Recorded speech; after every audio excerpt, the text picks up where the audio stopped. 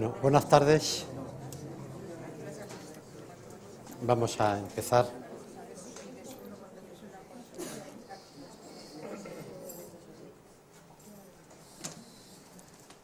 Bueno, hoy es la quinta y última conferencia de este ciclo titulado Genética y Sociedad, y lo que he tratado es de exponerles a ustedes pues los temas quizás más candentes de los avances genéticos que pueden afectar para bien o en algunos casos para no tan bien o para mal a la sociedad.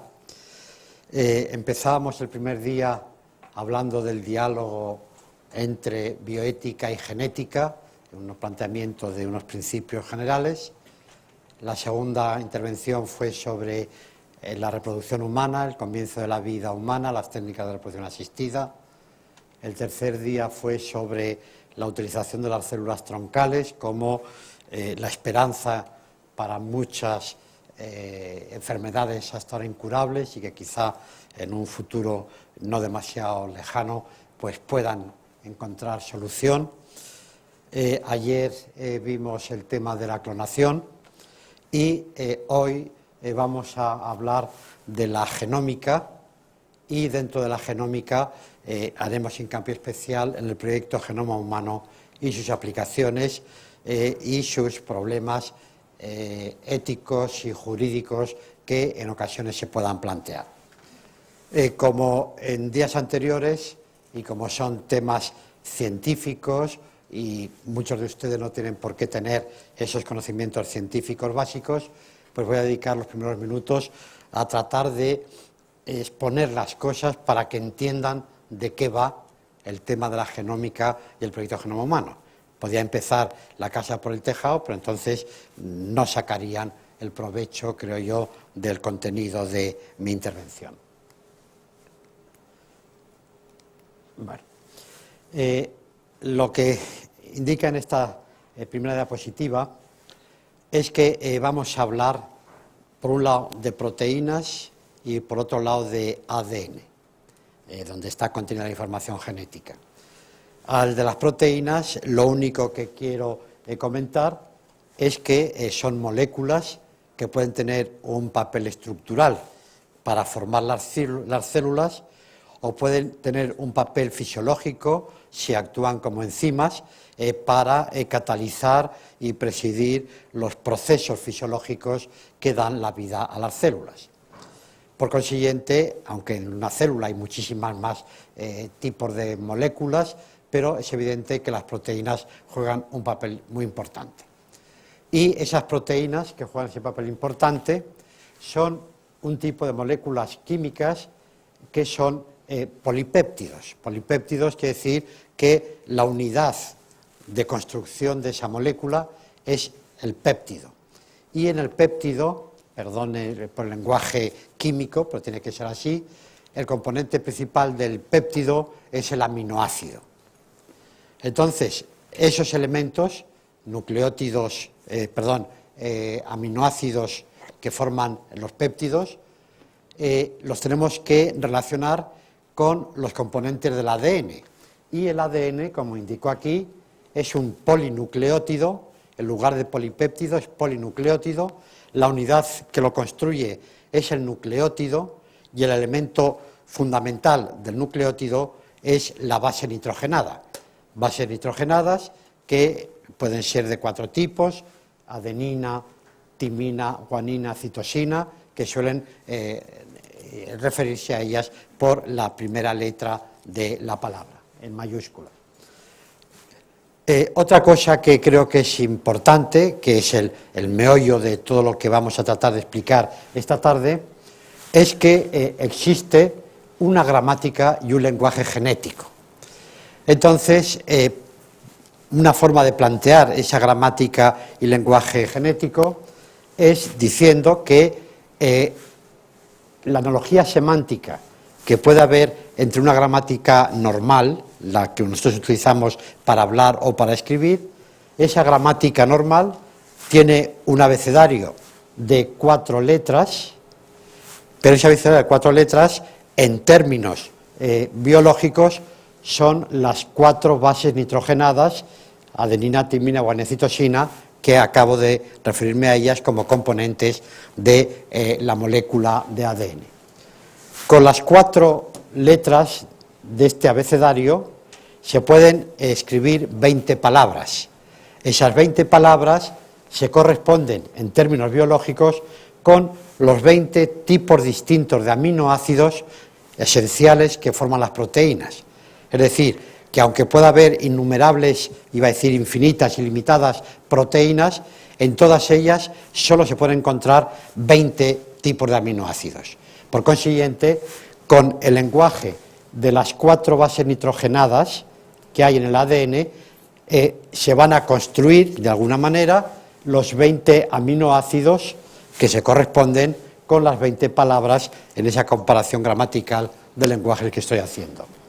Con las 20 palabras escritas en un abecedario de 4 letras se puede escribir un número indefinido, ilimitado de palabras, que corresponden al número ilimitado de proteínas que pueden formarse utilizando los 20 aminoácidos.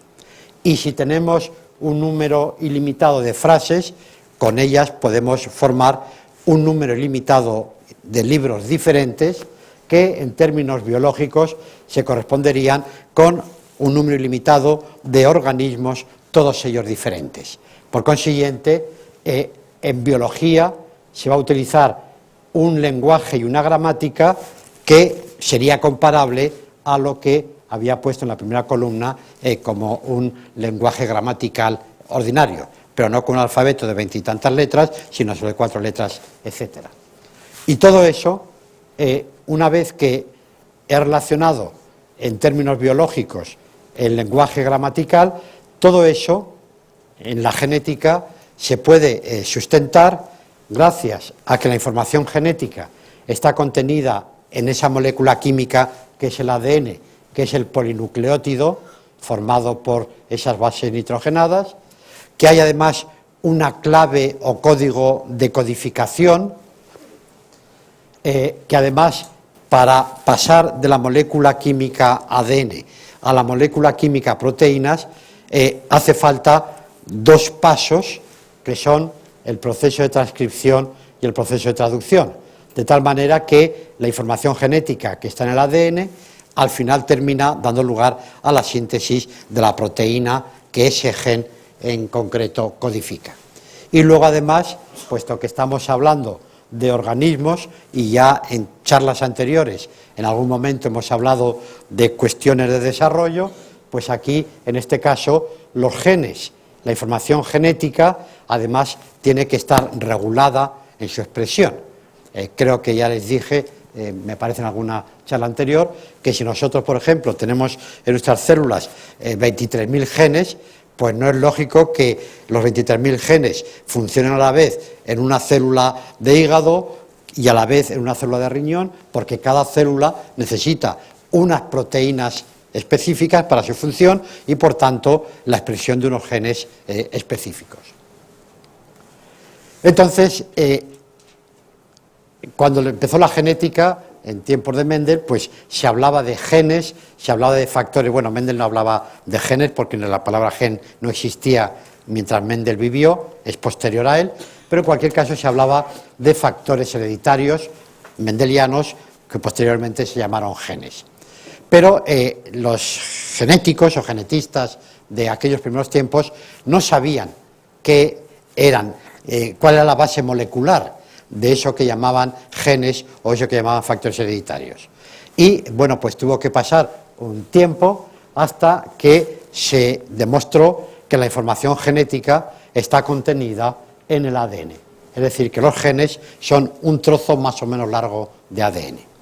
Si salimos a la calle y preguntamos a cualquier ciudadano que pase por aquí en las proximidades y le preguntamos si sabe de qué son los genes, qué sustancias son los genes o dónde está contenida la información genética, seguro que todos contestan, o casi todos correctamente, dicen sí, en el ADN.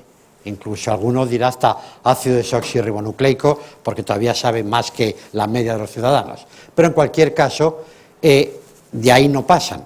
de saber que la información genética está en el ADN. ¿Por qué? Porque si la pregunta que le hacemos a continuación es ¿en qué consiste la información genética?, evidentemente ya no tiene por qué saber contestarlo, porque para eso pues hay que haber estudiado o biología o genética, es decir, que ya no es normal saber en qué consiste la información genética. ¿En qué consiste la información genética? Pues bueno, lo que hoy, digamos, los que conocemos el campo de la genética y la biología lo vemos como una cosa archisabida, es que la información genética consiste en la secuencia de bases nitrogenadas que forman los nucleótidos que constituyen el polinucleótido, que es la molécula de ADN. Entonces, eso que hoy vemos tan sencillo y tan de perogrullo, realmente se debe, en su inicio científico, a un magnífico genético, famosísimo, entre otras cosas porque descubrió la estructura de la molécula de la doble hélice de ADN, junto con Watson. Me refiero a Crick, que Crick, el año 58, lanzó una hipótesis, por tanto no estaba demostrada, era hipótesis de trabajo, que era lo que se llama la hipótesis de la secuencia. La hipótesis de la secuencia de Crick lo que dice es que la ordenación secuencial de bases nitrogenadas en el ADN condiciona la secuencia de los aminoácidos en las proteínas. Y la funcionalidad de las proteínas depende de esa secuencia de aminoácidos. Por tanto, si un trozo de ADN con su secuencia de bases va a determinar la síntesis de una proteína con su secuencia de aminoácidos, ese gen va a ser responsable de la función de esa proteína. Y eso es lo que propuso el año 58 Crick, y sin estar todavía demostrada su hipótesis, los científicos de la época empezaron a trabajar dando por buena la hipótesis, es decir, ahorrando tiempo, no esperaron, y efectivamente ya en muy poco tiempo, a partir del año 61, empezó a conocerse todo lo que englobaba o encerraba esa hipótesis de la secuencia. Y es que la información genética, mediante una clave de codificación, en la cual intervino nuestro premio Nobel Severo Ochoa, y a través de dos procesos de transcripción y de traducción, produce el paso de la molécula química ADN a la molécula química proteína, es decir, la síntesis de las proteínas dentro de las células.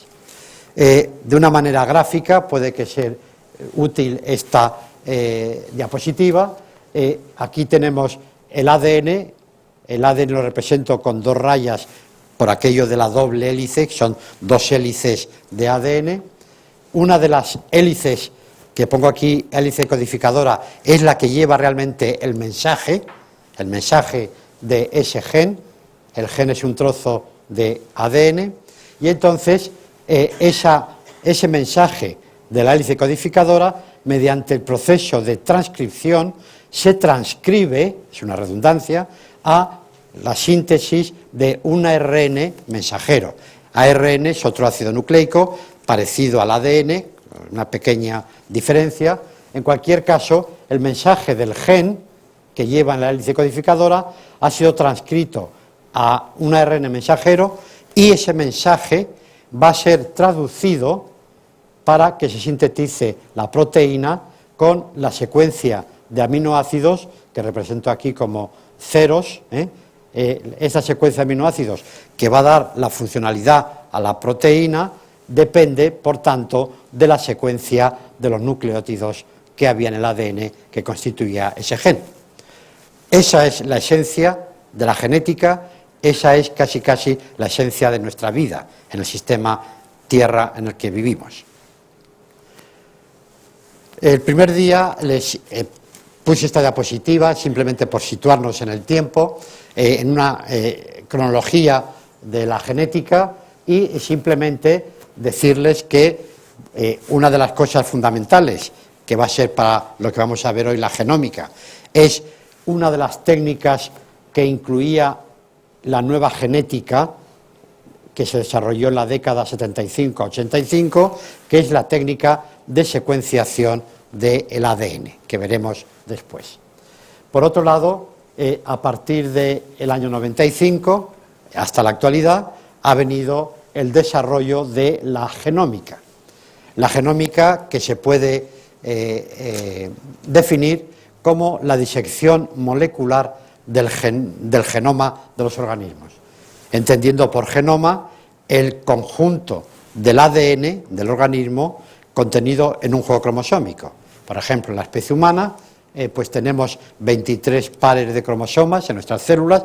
Pues bueno, un juego cromosómico son 23 cromosomas, pues todo ese ADN es el genoma humano, del que vamos a hablar después ampliamente.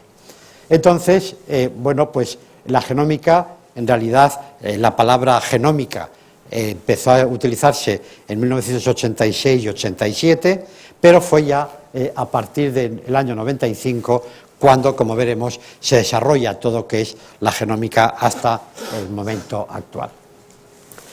Y la genómica es de una importancia extraordinaria.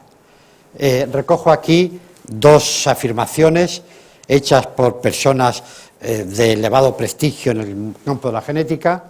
La primera era Víctor McCusick, que el año 92 pues dijo esta frase que aparece aquí. Dice: los laboratorios genómicos serán el lugar de formación de los científicos del futuro. ¿Y cómo serán esos científicos del futuro? Pues una nueva raza de científicos preparados para capitalizar tanto la revolución de la genética molecular como la revolución de la computación, de la informática. Y termina diciendo: ellos serán los líderes de la biología del siglo XXI. Si hoy día alguien quiere meterse en el campo científico de la biología y la genética, si quiere llegar lejos, tiene que entrar en el terreno de la genómica, usando los datos de la genética molecular y los datos de la informática. Por otro lado, unos años más tarde, en el año 2000, dos científicos muy importantes, Lander y Weinberg, escribieron un artículo en la revista Science muy sugestivo, muy sugerente. El título era, lo titularon Genómica, viaje al centro de la biología. Parafraseando el título de la novela de Julio Verne, Viaje al centro de la Tierra, Lander y Weinberg decían que la genómica es el viaje al centro de la biología. Está en el corazón de la genética, está en el corazón de la biología. Si estos días anteriores les ha gustado a ustedes las cosas que hacen los científicos en el mundo del comienzo de la vida, la reproducción, las células troncales de la clonación, lo que hoy día está haciendo con la genómica realmente es absolutamente espectacular, como espero poder contarles a ustedes. Decía antes que toda esta historia empieza a partir de la hipótesis de la secuencia del año 58 de Crick, de que la ordenación secuencial de los bases nitrogenadas condiciona la ordenación secuencial de los aminoácidos en la proteína. Y entonces, pues bueno, empieza a desarrollarse la genómica, que ya he dicho que la genómica es la disección molecular del genoma de los organismos. Se puede diseccionar un organismo, como se puede hacer en una clase de medicina de anatomía patológica o simplemente de anatomía humana, y separar los componentes de ese cuerpo humano o de ese ser humano. Bueno, pues esa separación de componentes, el nivel más profundo de disección al que se puede llegar no son los tendones o los músculos o las células, son las moléculas, y dentro de las moléculas son las propias secuencias de bases nitrogenadas que contiene el ADN. De tal manera que cuando hablamos de genómica, lo que estamos haciendo es la disección molecular del genoma de los organismos. Cuando hablemos del genoma humano y del proyecto Genoma Humano, hablaremos de esa ordenación secuencial, nada menos que de 3.000 millones de bases nitrogenadas que forman el genoma humano. Entonces ya no son 2 o 3 o 100 o 1000, estamos hablando de 3.000 millones. pues todo eso que parecen cifras astronómicas, imposibles técnicamente de conseguir, resulta que, como veremos, en menos tiempo de lo planificado se logró. Porque, claro, el poder que hoy día tiene la ciencia es tan inmenso que, lo mismo que ayer les decía, que nunca utilizaremos ni el jamás, ni el siempre, ni el nunca, lo mismo pasa con cualquier tipo de predicción, que nos vamos a quedar siempre cortos de la posibilidad y potencialidad que hoy día tiene la ciencia. Por otro lado, dentro de la genómica, también digamos que desde el año 95 que empezó, pues también ha habido cambios en cuanto a la temática a utilizar o a estudiar y desarrollo de nuevas parcelas científicas. De tal manera que dentro de la genómica, por un lado tenemos la genómica estructural, que no es más que la simple secuenciación del ADN, secuenciar sin más ni más, simplemente secuenciar, pero claro, secuenciar sin más no sirve para nada, es un dato que está bien, pero si no sabemos para qué sirve la secuencia que acabamos de conocer, o que el trozo de ADN que acabamos de secuenciar, entonces estamos casi perdiendo el tiempo. Por eso a la genómica estructural le siguió la genómica funcional, es decir, cuál es la función de esa secuencia de ADN que acabamos de conocer. Esta genómica funcional también hoy día ya se llama la proteómica. En lugar de genómica, que habla de genes, la proteómica habla de proteínas. Por otro lado, una vez que vamos conociendo las secuencias del ADN, evidentemente, si estamos utilizando organismos más o menos emparentados, yo recuerdo que en una ocasión en un congreso le escuché a uno de los pioneros de la genómica, del que hablaré después en muchos aspectos, decir que lo mismo que se está haciendo el proyecto Genoma Humano, decía Craig Venter, que es al que me estoy refiriendo, habría que hacer el proyecto Genoma Chimpancé y poner los dos genomas en paralelo, uno al lado del otro, y si vamos comparando el ADN humano y el ADN chimpancé, pues entre otras cosas lo que sabemos es que nos parecemos en un 99% de nuestro ADN. Y entonces, como él decía, y dice mucha gente, y decimos muchos, ¿qué es lo que nos diferencia a los chimpancés de los humanos y en qué parte del ADN radica esa diferencia? Todavía no se sabe, aunque algunos a veces hacen elucubraciones más o menos fantasiosas, pero en cualquier caso, desde el punto de vista evolutivo, la genómica comparada evidentemente es muy interesante. Y bastante recientemente, me estoy refiriendo al año 2006, 2007, 2010, es decir, hace muy poco tiempo, ha surgido, por un lado, la genómica ambiental y la metagenómica, que es una forma de una estructura, una herramienta para poder hacer la genómica ambiental. La genómica ambiental, como les comentaré al final de la charla, es el estudio de la biodiversidad invisible, porque nosotros hablamos de biodiversidad de lo que vemos, pero lo que no sabemos es que cuando vamos por la calle vamos respirando y estamos tragándonos microbios que andan flotando por el aire, o cuando estamos en el mar resulta que se están descubriendo millones de genes nuevos que antes eran desconocidos, porque hay cientos y miles de organismos que eran desconocidos, hasta que ha llegado lo que se llama, por ejemplo, el proyecto Genoma Océano, en lugar de Genoma Humano, proyecto Genoma Océano, o proyecto Genoma Aire, o proyecto Genoma Tierra, que esa investigación sirve para conocer la biodiversidad que se oculta a nuestros ojos. Y eso puede ser importantísimo por algunas razones que diré después. Y finalmente, dentro de la genómica, lo último que ha sucedido y está sucediendo es lo que los periódicos, los medios de información, llaman, mal llamado, la creación de vida artificial. A veces son los propios científicos los que transmiten mal para conseguir titulares de prensa transmiten mal a los periodistas la idea, o los periodistas no la entienden y la transcriben mal. Entonces, resulta que no se trata de creación de vida artificial, pero sí se trata, y entonces estamos en la genómica sintética, en la posibilidad de producir, no crear, producir organismos que nunca antes habían existido, y es lo mismo que si nosotros tenemos un ordenador, le quitamos el disco duro y le ponemos el disco duro que nosotros queremos que ese ordenador utilice.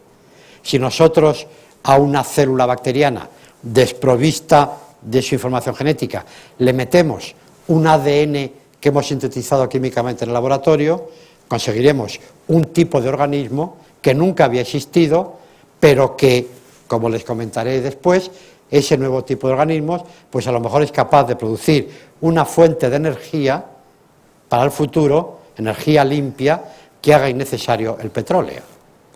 Imagínense el dinero, la estrategia militar, las estrategias internacionales que se mueven detrás de todas estas nuevas experiencias dentro del campo de la genómica y que espero tener ocasión de contarles.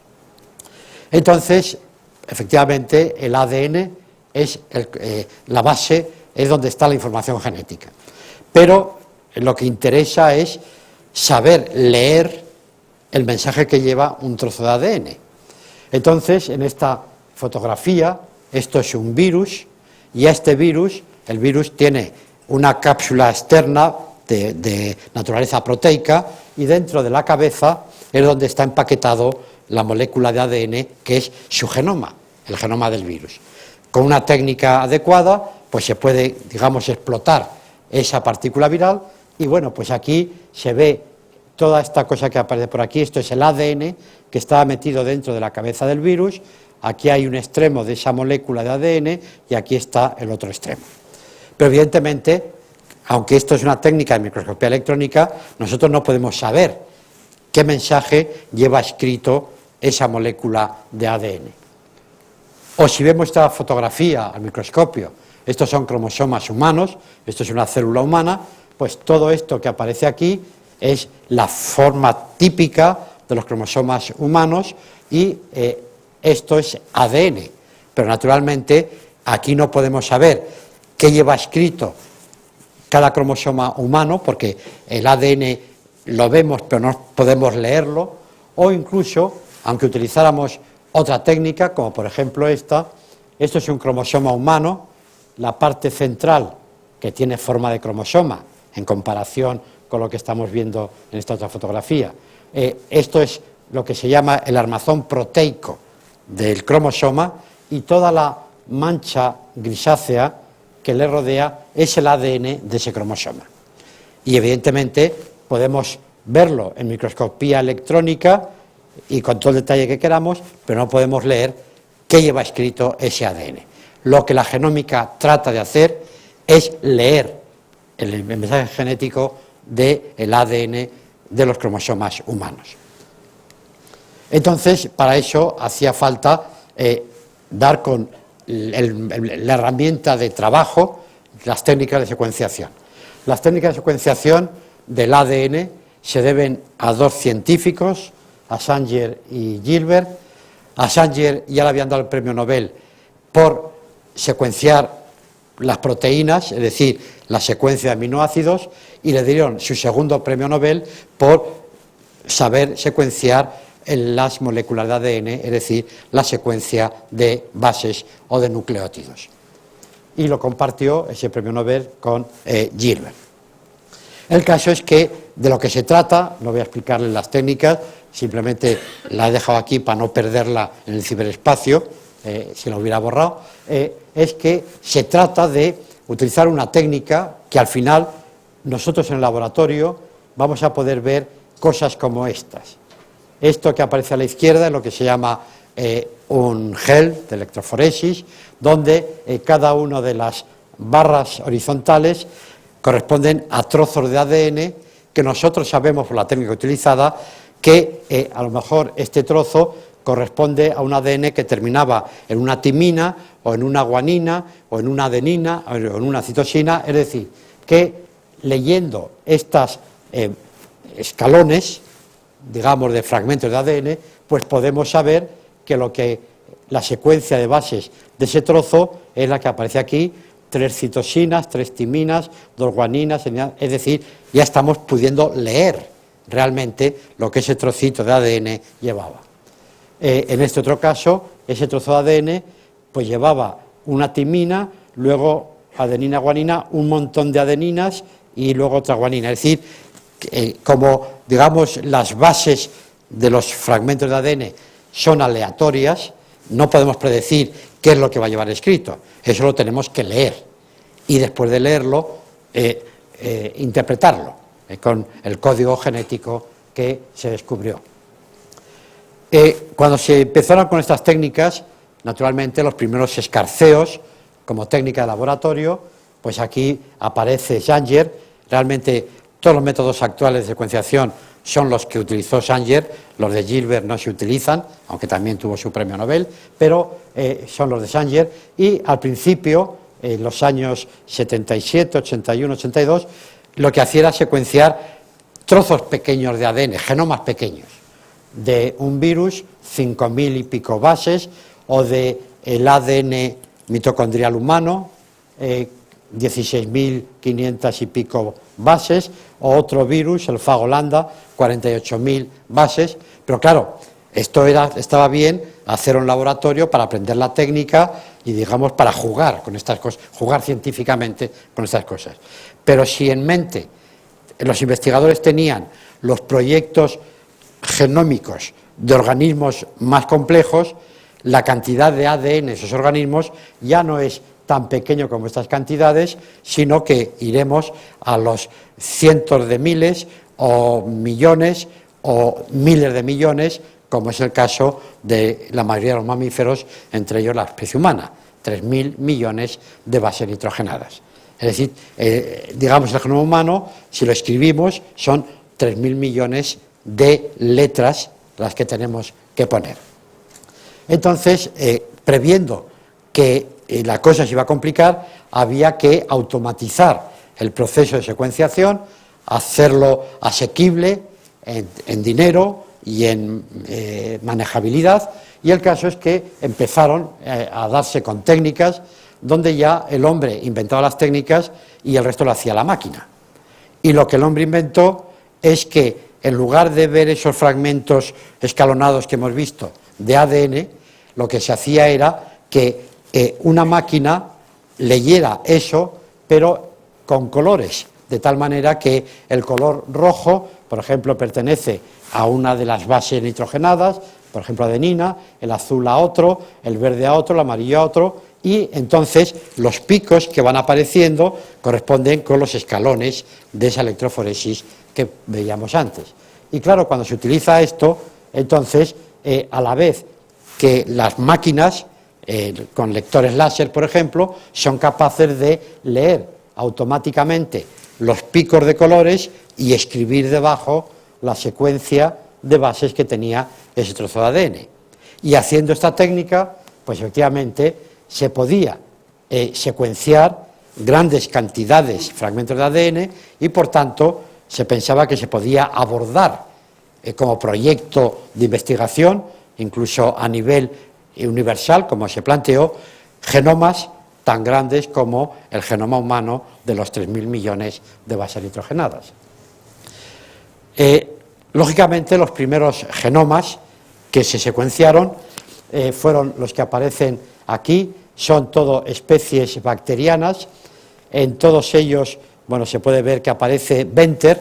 Venter es el gran pionero de la genómica y, por las razones que luego les diré, puede ser la persona más odiada de la comunidad científica mundial por los científicos y por los ciudadanos de la sociedad, porque no le perdonan a Venter pues una serie de cosas que ha hecho, pero que yo, como me escucharán, soy ferviente admirador de Venter, científicamente hablando, porque lo que él ha hecho en la genómica es el que ha hecho está haciendo el proyecto Genoma Océano, el proyecto Genoma Aire, el proyecto Genoma Tierra, el proyecto Genoma Humano, etcétera, y todo eso gracias a su planteamiento científico fantástico. Pero bueno, hablaremos de él más adelante. En cualquier caso, Venter, gran pionero de la secuenciación, y pueden ver que todo esto ya es a partir del año 95, cuando yo en el esquema cronológico de la genética había dicho del 95 al 2012. Lo anterior, lo que había puesto antes, bueno, no lo repito aquí, son antecedentes, digamos, a la genómica. Era la puesta a punto de una serie de técnicas. Para no poner más ejemplos, pero sí es interesante decir que el caso, por ejemplo, de mamíferos, por lo que nos interesa a nosotros los humanos, puesto que son nuestros compañeros de evolución, los mamíferos, bueno, pues las especies de más interés o científico o económico o de interés propio por ser primos hermanos nuestros en la evolución, pues son los que aparecen aquí: ratón, rata, perro, vaca, caballo, cerdo, macaco y las 4 especies: chimpancé, orangután, gorila y hombre. El genoma del gorila ha sido este año 2012 cuando se acaba de secuenciar. El anterior, el orangután, fue el 2011. En cualquier caso, los 4 grupos de animales, chimpancé, orangután, gorila y hombre, pues son los que interesa desde el punto de vista antropocéntrico o antropoególatra, cuando a los humanos nos interesa ponernos en la cúspide de la evolución. Entonces, bueno, pueden ver que todos los tamaños de los genomas son parecidos. En el caso de los mamíferos, 2.500 millones de bases o 2.750 millones, o en el caso humano, como les he venido diciendo, 3.000 millones de bases, lo mismo que el orangután o el chimpancé, etc. Entonces, bueno, pues por dar un pequeño respiro a la inteligencia humana, ya que están ustedes aquí un poco ya agobiados por cifras, he hablado al principio de mi intervención que el genoma humano, la genética, es un problema de gramática y lenguaje. Entonces, cuando se produjo el centenario del Quijote, pues se hizo un estudio sobre cómo está escrito el Quijote si lo analizáramos en términos genéticos. Recuerden lo que he dicho antes de esa analogía de que las 4 letras, que son las 4 bases, sirven para escribir 20 palabras, que son los aminoácidos, las frases ilimitadas proteínas o los libros ilimitados, que son los organismos, todos ellos diferentes. Pues bueno, ¿cómo es el genoma del Quijote? Pues los 126 capítulos del Quijote resulta que tienen en total 1.603.000 letras. Es decir, el tamaño del Quijote es el tamaño del genoma de una bacteria. Así que Cervantes no se estrujó demasiado el cerebro en términos genéticos. Pero lo interesante es que se comparan el número de palabras genéticas que tiene el Quijote en términos de secuencias génicas y, bueno, pues se sacan muchas cosas curiosas. Esto es un análisis informático de ordenador que se puede elaborar y ver estos datos, y entonces pues resulta que de esas palabras que tiene el Quijote hay unas que solo aparecen una vez en toda la obra, otras que aparecen pocas veces, otras que aparecen muchas veces. Lo mismo que los genomas, hay secuencias únicas, secuencias repetidas o secuencias altamente repetidas. Y lo curioso, y con eso termino porque si no luego me falta el tiempo, termino diciendo que con las 50 palabras más frecuentes que aparecen en el Quijote se puede escribir la mitad del libro, con solo 50 palabras. Eso nadie lo sospecharía, en volumen. Bueno. Entonces, vamos, ya una vez que empezamos a dominar estas cosas de la genómica, y ustedes ya pues saben de qué va el asunto, pues vamos a referirnos ya al proyecto Genoma Humano. El proyecto Genoma Humano es un proyecto que empieza a plantearse en la década de los 80, hacia el año 84, aunque previamente había habido reuniones a nivel internacional, mundial, porque como la empresa era de envergadura, 3.000 millones de bases nitrogenadas, hacía falta unir esfuerzos y convocar a todos los países del mundo. Luego resultó que todos los países del mundo quedaron en 5 o 6, que son los que realmente tienen potencia y capacidad de abordar este tipo de estudios. Bien, en cualquier caso, se decide iniciar el proyecto Genoma Humano y desde el año 90 al año 2004, en esos 14 años, es cuando prácticamente se ha terminado el proyecto. Es decir, el proyecto Genoma Humano ya está terminado. Y a lo mejor todavía nosotros no nos hemos enterado de que existía. Y ya se ha llegado al final. Bueno, entonces, en ese desarrollo vertiginoso del proyecto, entre el año 90 y el 2004, sobre todo hay que mencionar que, esa carrera científica, que yo he dicho que se convocó a nivel mundial, al final terminó en una carrera entre 2 equipos. Es algo así como el tenis, que todas las finales las juegan los mismos. Bueno, pues en el caso del genoma humano pasó eso.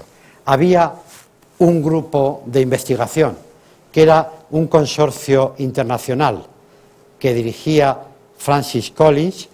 Este consorcio internacional estaba formado por 20 grupos de investigación de 6 países. Los 6 países eran Estados Unidos, Reino Unido, Alemania, Francia, Japón y China. Ya se ve que es la élite de la ciencia, ¿no? Bueno, pues esos 6 países eran los que aportaban los 20 grupos de investigación. Y ese era uno de los equipos. El otro equipo era uno solo, el que dirigía Craig Venter, al que he mencionado antes, en una empresa privada, Celera Genomics, es decir, era una empresa privada frente a un consorcio internacional público. Y, resultó que a la larga o a la corta, quien ganó la carrera fue la empresa privada, el único grupo de Celera Genomics que dirigía Craig Venter. Sin embargo, naturalmente, aquí hay mucha historia. Yo les he dicho antes que Venter era o es de las personas más odiadas en el mundo científico. ¿Por qué? Bueno, pues porque Venter estaba al frente de una empresa privada y entonces los datos que iba obteniendo en su investigación, el que quisiera conocerlos le tenía que pagar. Es decir, si fuera como una patente, y el que quiera hacer uso de esa patente tiene que pagar unos royalties. En cambio, el grupo internacional era público y cada noche colgaban de la red las secuencias que habían obtenido ese día. Con lo cual, Venter sabía lo que hacían los otros y los otros no sabían lo que hacía Venter. Venter decía, y lo reconocía, yo utilizo los datos del equipo contrario para comprobar que los que yo obtengo son correctos, pero se callaba qué es lo que él estaba obteniendo. ¿Cómo era posible que 20 laboratorios de esos 6 países no pudieran arrasar en la carrera, en la competición científica, frente a un grupo único de una entidad privada? Bueno, pues el dato puede venir de lo siguiente. Resulta que la compañía privada de Venter tenía una serie de inversores, socios, que en total le suministraban algo así como 900 millones de dólares al año para hacer la investigación. Mientras que los 6 grupos de los 20 laboratorios del otro consorcio internacional reunían entre todos 120 millones de dólares. Es decir, la octava parte de lo que reunía la empresa privada. Entonces, si además la empresa privada utilizaba bien científicamente, y para eso Venter fue un genio en sus planteamientos y lo hizo bien, entonces no era extraño pensar que Venter iba a ganar la partida. El caso es que en junio del año 2000 hubo una reunión extraña, que se le dio mucha propaganda a la sociedad, en la cual participaban el presidente Bill Clinton, entonces presidente de Estados Unidos, el primer ministro Tony Blair del Reino Unido, Venter de la empresa privada y Collins, el coordinador del consorcio público.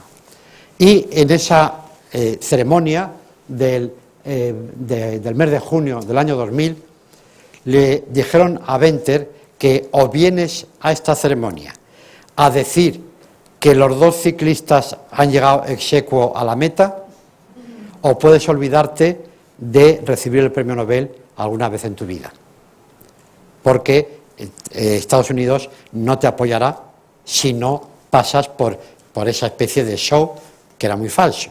Por eso, pues esta fotografía yo creo que lo dice todo.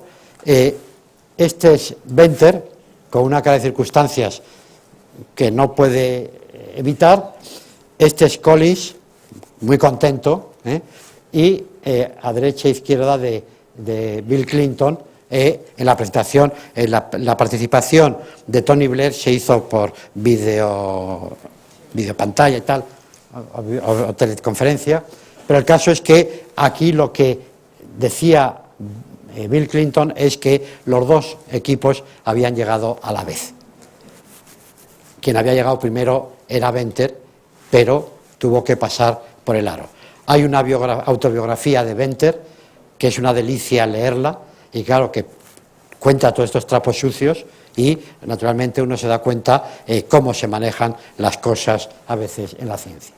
Bien, el caso es que la reunión aquella era en junio del 2000, y en febrero del 2001 es cuando en una revista norteamericana, Science, y en una revista del Reino Unido, Nature, se publican los dos equipos a la vez sus resultados. Es decir, el mismo día, para que, como habían llegado exequo, pues tenían que publicarlo a la vez. Y entonces, pues este fue el primer borrador importante del genoma humano. En fin, luego hubo que perfeccionarlo, pero era, digamos, el primer borrador que se podía mandar a imprenta y luego corregir algunas cosas mientras mandaban las pruebas de imprenta. Entonces, una vez que se termina el año 2001 el proyecto Genoma Humano, que ya es, digamos, la situación pasada del punto de vista científico, ¿qué es lo que se está haciendo ahora? Bueno, pues ahora lo que hay que hacer es las aplicaciones de ese conocimiento del genoma humano, bien para ver para qué sirven las secuencias, la proteómica, ver para hacer estudios comparados y sobre todo para la aplicación en medicina, lo que ya se llama la medicina genómica, que es la gran aplicación a la sociedad del conocimiento del proyecto Genoma Humano. En esa medicina genómica tiene mucha importancia lo que se llama la farmacogenómica y también, por otro lado, la farmacogenética. Hablaremos de ello dentro de un momento. Cuando dieron a la luz pública en esas dos revistas que he puesto las portadas, los dos equipos, sus resultados, pues había muchas cosas parecidas en los dos equipos, y había también muchas sorpresas, porque en esa postura siempre antropocéntrica que tenemos, pues pensamos que la especie humana tiene que ser la más y mejor de todo en estos temas genéticos, y claro, pues se pensaba, no, la especie humana, el genoma humano, pues tendrá 100.000 o 200.000 genes. Bueno, pues lo primero que hicieron fue rebajar esa cantidad a los 30.000, y luego todavía se ha rebajado más, estamos en los 23.000 genes como contenido de nuestro genoma.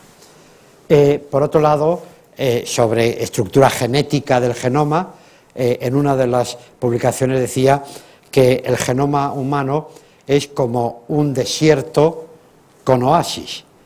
Los oasis son los genes, lo cual quiere decir algo que no se pensaba, es que se pensaba que todos los genes estaban juntos. No, los genes resulta que están desperdigados a lo largo del genoma, como los oasis en un desierto. Y esto cambió mucho también la mentalidad. Luego esto dio lugar a reconocer que dentro del genoma, pues un 75% del ADN es lo que se ha llamado ADN basura. Yo siempre digo que la basura son los científicos que no saben todavía para qué sirve ese ADN que ahí está después de millones y millones de años de evolución y no ha desaparecido, por algo será. Lo que ocurre es que de todo ese ADN solo un 25% codifica para proteínas y el resto, como no sabían para qué servía, por lo mejor es decir basura. No, pero cada vez se van encontrando con nuevas explicaciones para qué puede servir ese ADN que hace unos años no se tenía ni idea. En cualquier caso, para cortar un poco el tiempo, ya el año 2004 es cuando se cierra el proyecto Genoma Humano. Venter se retiró el año 2001, hizo su trabajo y ya se dedicó a otros menesteres dentro de la genómica y tal, pero ya dejó que el consorcio internacional fuera el que diera el último borrador, digamos, a punto ya para editarlo en la imprenta, etcétera. Y bueno, pues en ese borrador se llega a concluir que el número de genes es entre 20.000 y 25.000, hoy día se maneja más la cifra de 23.000, luego que la calidad de las secuencias es muy buena, muy alta, con error de menor que 1 en 100.000, es decir, características ya de la secuencia de los genes. Entonces vamos a las aplicaciones, o algunas de las aplicaciones que puede tener ese proyecto Genoma Humano. Bueno, por de pronto, la medicina genómica ha dado paso a un tipo de medicina que no existía antes, porque la medicina siempre había sido una medicina preventiva, una medicina diagnóstica y una medicina terapéutica, es decir, prevenir, diagnosticar, curar. Pero resulta que ahora, con el conocimiento del genoma humano, la medicina además puede ser predictiva, es decir, nos pueden predecir qué posibles enfermedades podemos cursar durante nuestra vida, al cabo de los años, con algún tipo de probabilidad.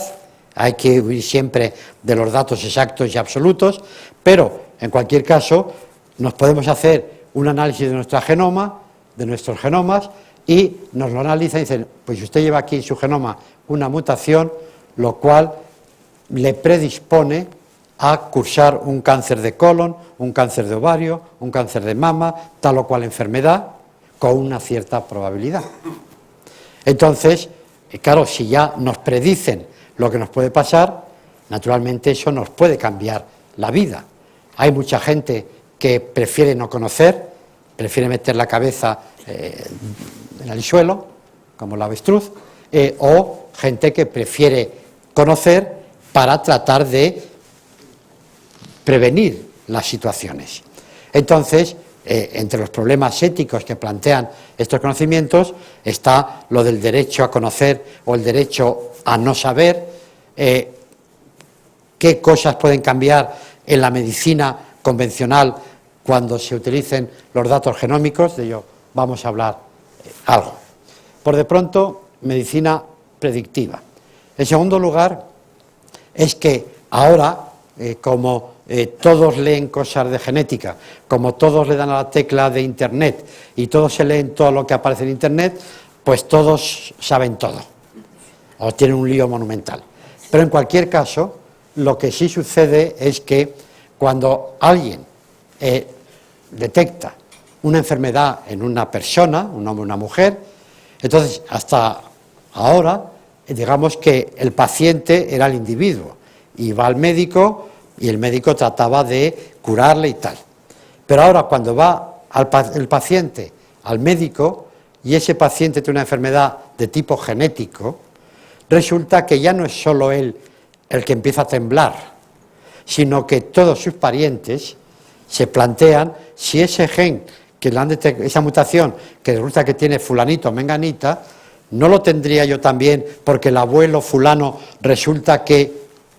Entonces, ya en la medicina actual, como consecuencia de estos conocimientos, ya no es el paciente el individuo, el paciente ya es un grupo de individuos, lo que se llama en genética una población más o menos numerosa, que puede ser su familia más o menos cercana. Y esto puede cambiar las relaciones médico-paciente y, entre otras cosas, puede ocurrir que vaya a la consulta una persona con una enfermedad genética y le diga: de esta enfermedad genética a mis hijos ni palabra.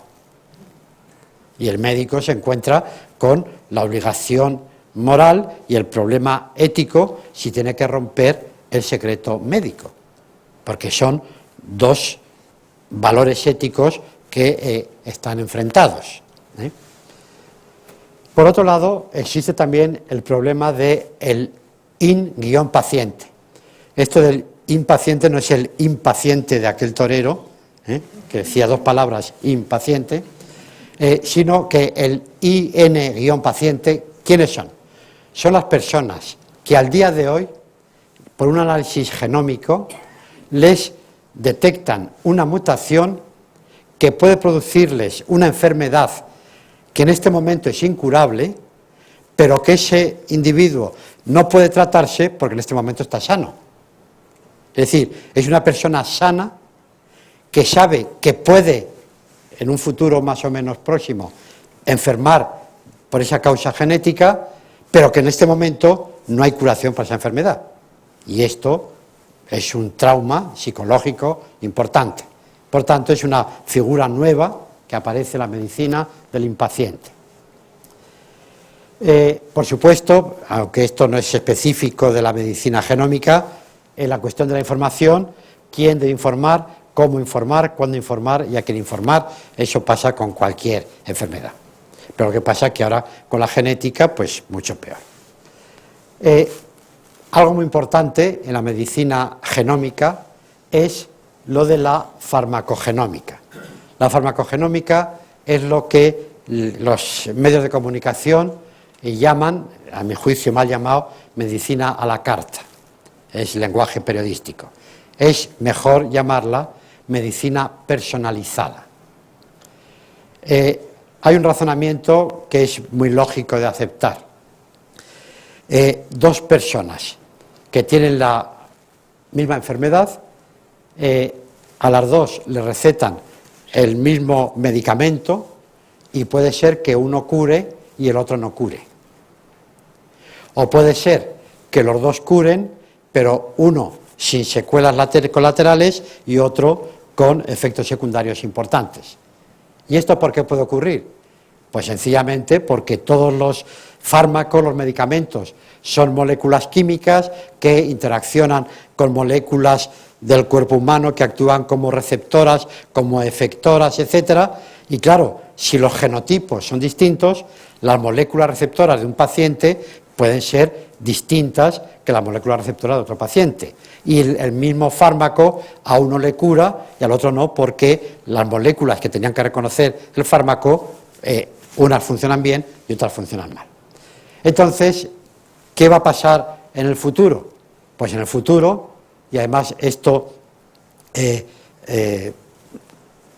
está ya al alcance de la mano por las noticias periodísticas de las últimas semanas, y es que en un futuro próximo, a la consulta del médico, vayamos con un CD, además de la tarjeta de plástico de nuestra mutua o de sanidad, iremos con un CD y buenos días doctor, este es mi genoma, ¿y usted para qué viene? Para esta enfermedad. Entonces mete el CD en una maquinita lectora y le da la tecla de tal gen causante de esa enfermedad y entonces en muy poco tiempo el médico le puede decir, efectivamente usted tiene esta mutación en su genoma que le está produciendo o le puede producir esta enfermedad.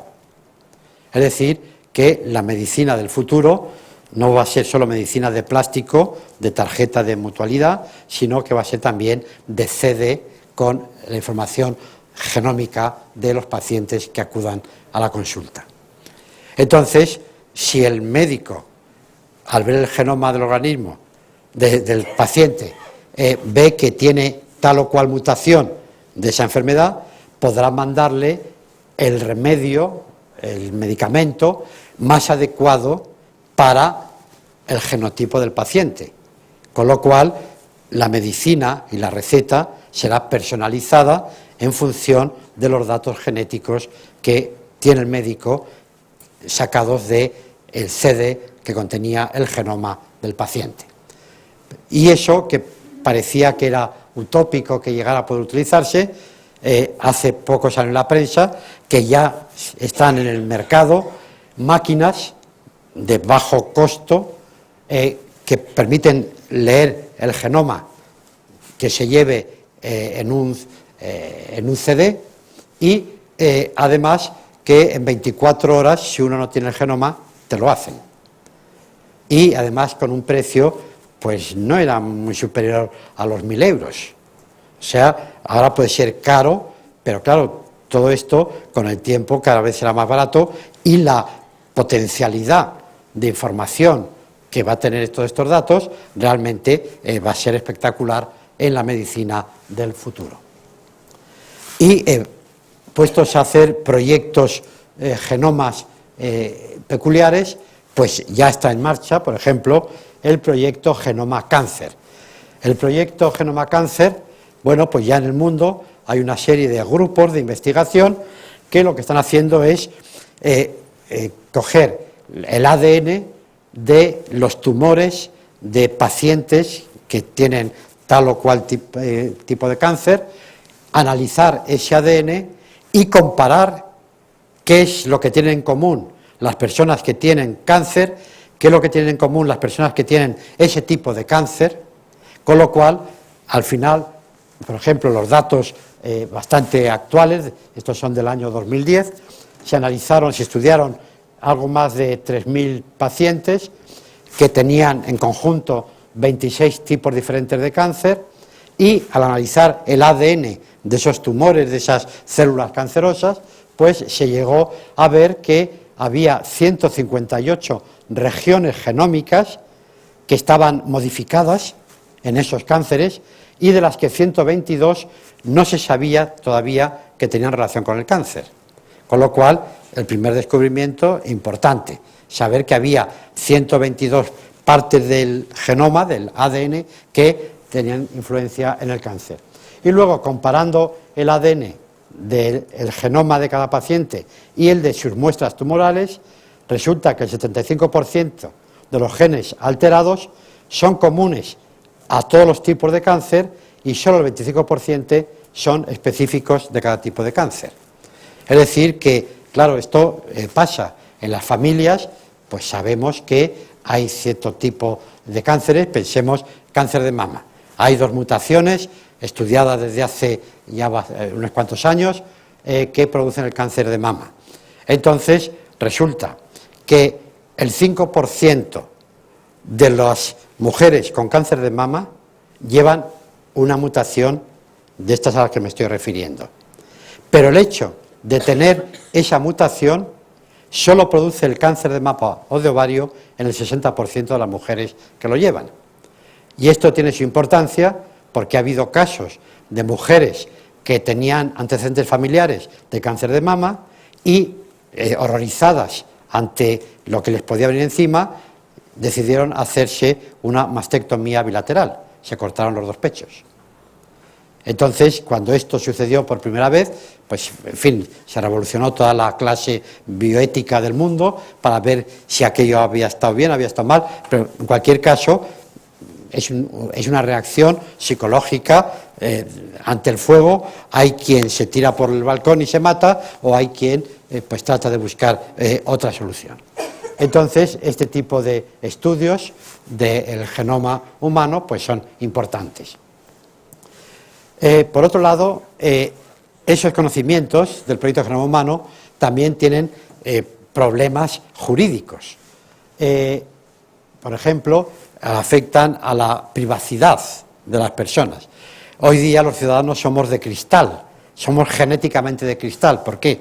Porque cualquiera, o un análisis que nos haga en un laboratorio, en un análisis normal de sangre, o un peluquero o peluquera que se quede con algunos de nuestros cabellos y de ahí se puede extraer el ADN y analizar el ADN y, por tanto, saber que un personaje importantísimo pues tiene un genoma con tal mutación o tal cosa. Es decir, que realmente lo que puede ocurrir es que se puede afectar mucho a la privacidad con estos avances genómicos. Por otro lado, cuando empezó a funcionar el proyecto Genoma Humano en Estados Unidos, pues empezó, como eran ellos los que iban primero en el mundo en estas cosas, pues fue donde empezaron a surgir los primeros casos de empresas que antes de contratar a una persona, pues le querían hacer un examen de su ADN, porque claro, si al examinar el ADN le sale que tiene tal o cual mutación, que le predice que esa persona puede ir al hospital más o menos pronto, más o menos tarde, pues la empresa dice, pues busco otro. Entonces hubo una reacción de la sociedad norteamericana en contra de ese tipo de pruebas y se han prohibido legalmente. No se puede analizar el ADN previamente de una persona para utilizarlo en esos datos que impliquen relaciones laborales. Por otro lado, también ocurre lo mismo con seguros de enfermedad o seguros de vida. Ha habido empresas que quisieron al principio de toda esta historia pues incluir entre sus test, antes de contratar una póliza de vida o de enfermedad, yo quiero ver su ADN, porque si su ADN lleva alguna mutación de las que le predice que va a vivir poco tiempo, pues yo no le hago a usted la póliza. Entonces, naturalmente, pues hubo que prohibir también legalmente ese tipo de datos. Sin embargo, no siempre hay que poner como malo de la película a la compañía de seguros, porque pensemos que cualquiera de nosotros podemos irnos en secreto a que nos hagan un análisis de nuestro genoma, nos enteramos que tenemos todas las papeletas para que nos caiga tal o cual enfermedad, nos lo callamos y nos hacemos un contrato de póliza de vida o de seguro de enfermedad. Entonces, claro, ¿cómo la compañía sabe que en la letra dirá que si se oculta cualquier dato, el contrato es nulo, tal, pero si eso queda muy bien callado, resulta que esa persona estaría jugando con cartas marcadas frente a la compañía aseguradora. Otra cosa muy importante desde el punto de vista del derecho es la cuestión de las patentes de genes humanos. Precisamente una de las razones por las que Craig Venter es tan odiado es porque quiso patentar miles y miles de secuencias del genoma humano. Entonces, claro, pues ahí surgieron muchas protestas y entonces lo que tenemos que plantearnos es, ¿realmente el genoma humano es patrimonio de la humanidad y por tanto no es en ningún momento o en ningún caso patentable? Desde que se empezaron estas controversias, pues hay grupos a favor y en contra de las patentes de genes humanos. Evidentemente, por ello lo pongo aquí en interrogantes, yo lo que pienso es que mucha gente sacraliza el ADN humano. A lo mejor sacraliza el ADN humano y cosifica el embrión humano. Pero esas incongruencias que estamos viviendo en la sociedad actual. En cualquier caso, cuando se trata de las patentes de genes humanos, es importante, por ejemplo, cuando se lee la Declaración Universal de la UNESCO sobre el genoma humano y los derechos humanos, dice en el artículo primero que el genoma humano es patrimonio de la humanidad.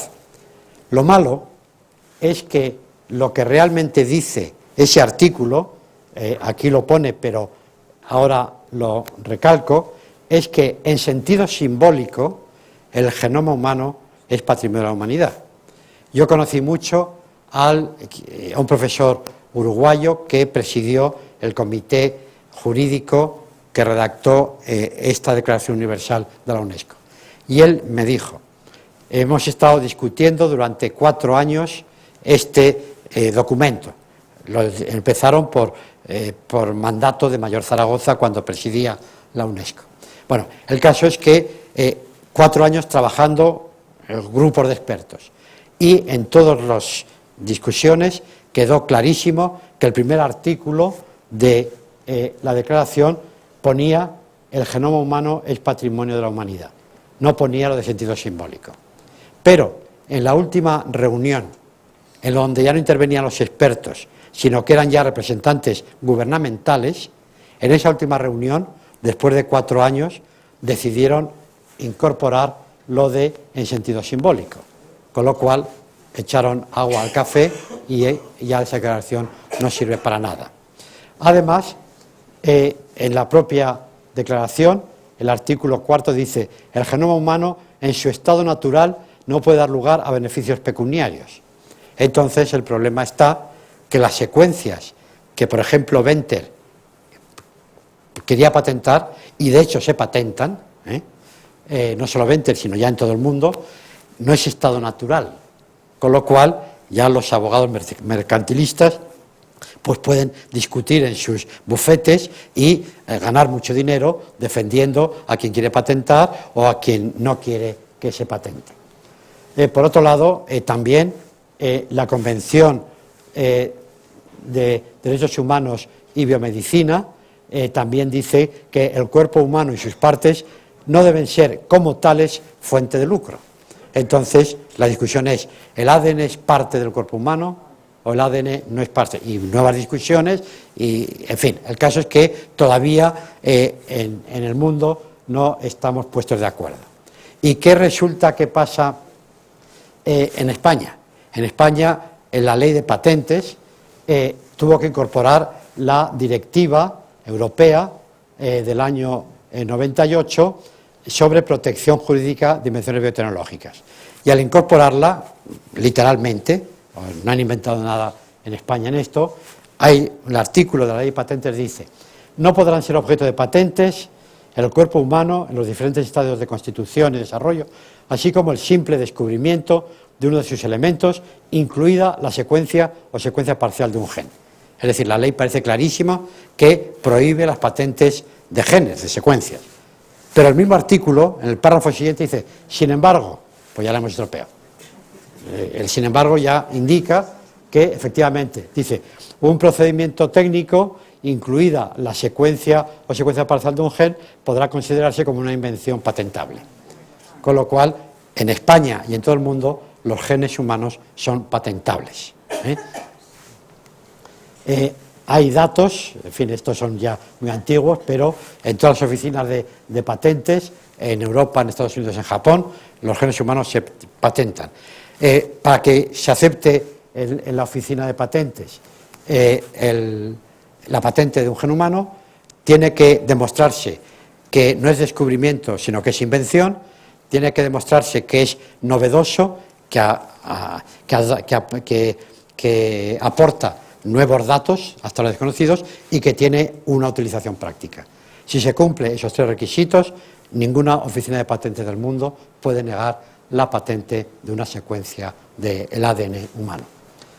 Y termino haciendo referencia a lo que he contado antes, pero ya muy brevemente decir que Craig Venter, que ya abandonó el genoma humano, montó su empresa. Este hombre ha montado un montón de empresas, es un empresario científico, en fin, es una persona muy, muy peculiar, y el caso es que, bueno, pues se ha dedicado a estudiar la biodiversidad invisible en un instituto que él ha creado y donde está desarrollando el proyecto Genoma Océano, el proyecto Genoma Aire y el proyecto Genoma Suelo.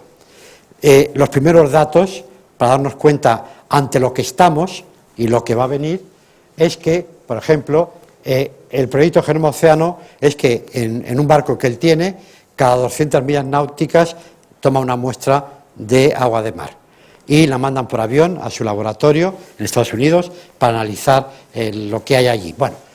Bueno, el caso es que en el primer año prácticamente de sus investigaciones, el proyecto Genoma Océano descubrió 400 nuevos microorganismos y 6 millones de genes hasta ahora desconocidos. Claro, ese conocimiento, si luego eso se aplica en la industria farmacéutica, lo que sea, el dinero que hay detrás de todo eso es enorme. Si recuerdan ustedes, los que estuvieron el primer día, pues en algún momento hablé de la revolución del ADN y hablé de la biocracia. Y decía que la biocracia, entendida como el dominio poder de los países o de los grupos en función del dinero que salen de la investigación del ADN, de la revolución del ADN, entonces cuando se ven estas cifras uno comprende que todos estén peleados por sacar este tipo de informaciones y de patentarlas para que nadie las conozca o que pague los royalties. En una ocasión el propio Venter, cuando obtuvo lo que es las células sintéticas, decía que su laboratorio quería crear el organismo de los 1.000 millones de dólares. Pues claro, ya han cuantificado todo lo que puede servir estas cosas desde el punto de vista de la posible aplicación en la industria farmacéutica o en la tecnología, los biocombustibles, etcétera. Bueno, el caso es que esa genómica sintética, de nuevo es Venter el que la pone en marcha, no les cuento todos estos detalles, y este es Venter sonriendo ante su futuro, a pesar de la cara de mal genio que tenía en la reunión con el presidente Clinton. Esto eran los tiempos gloriosos de Celera Genomics. Aquí se ve Celera bordado en la bata. Termino esta conferencia, termino este ciclo con esto que creo que se lo leí en alguna de las intervenciones, quizá en la primera, que lo utilizo a modo de epílogo. Es algo que escribió Nirenberg, uno de los que descifró la clave del código genético, junto con Ochoa y Corana, el año 67, por tanto estamos hablando de casi medio siglo, dijo: el hombre puede ser capaz de programar sus propias células con información sintética, esto tiene que ver con la genómica sintética, mucho antes de que pueda valorar adecuadamente las consecuencias a largo plazo de tales alteraciones, mucho antes de que sea capaz de formular metas y mucho antes de que pueda resolver los problemas éticos y morales que surgirán. Cuando el hombre llegue a ser capaz de dar instrucciones a sus propias células, deberá contenerse de hacerlo hasta que tenga la clarividencia suficiente para usar su conocimiento en beneficio de la humanidad. Ojalá los científicos hagan caso a Nirenberg. Muchas gracias.